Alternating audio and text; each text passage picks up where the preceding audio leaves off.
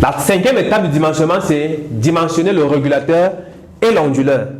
Pour dimensionner l'onduleur, on va donc prendre la puissance de l'onduleur est égale à 1,1 ou 1,2 la puissance des appareils fonctionnant en courant alternatif.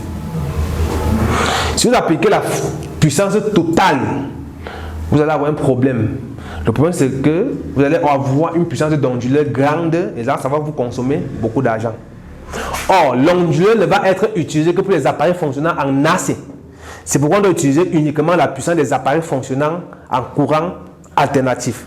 Donc, on allez donc faire 1,1 multiplié par la puissance des appareils fonctionnant en courant alternatif. Tout simplement. Ça permet d'avoir la puissance de l'onduleur. C'est le seul élément qui permet de choisir l'onduleur.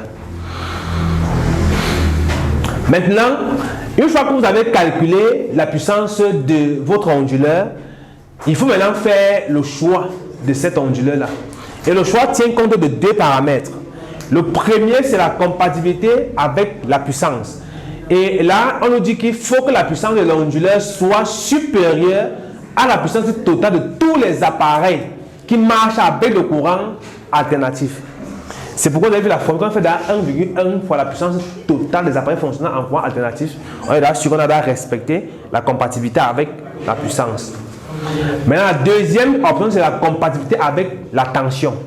Et là, on nous fait comprendre que pour choisir un onduleur, il faut se rassurer.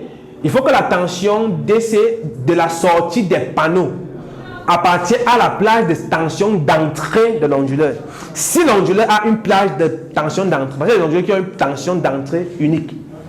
Or, il y en a d'autres qui ont une plage d'entrée. Ça veut dire qu'on peut avoir des onduleurs où on dit à l'entrée, on peut avoir des tensions comprises entre de 12 volts à 48 volts. Ça veut dire que si votre système c'est 12 volts, c'est bon. Si c'est 24 volts, c'est bon. Si c'est 48 volts, c'est bon. Mais il y a des onduleurs qui sont uniques, qui sont statiques. C'est-à-dire on dit tension d'entrée 24 volts. Il faudrait donc que la tension de sortie du champ solaire soit égale à la tension d'entrée de l'onduleur. Donc, il y a deux conditions que vous devez respecter pour choisir votre onduleur. Première chose, la tension doit être égale. C'est-à-dire la tension de sortie du champ solaire doit être égale à la tension d'entrée ou appartenir à la plage de tension d'entrée de l'onduleur. Et la deuxième chose, la puissance de l'onduleur doit être supérieure à la puissance des appareils fonctionnant en courant alternatif.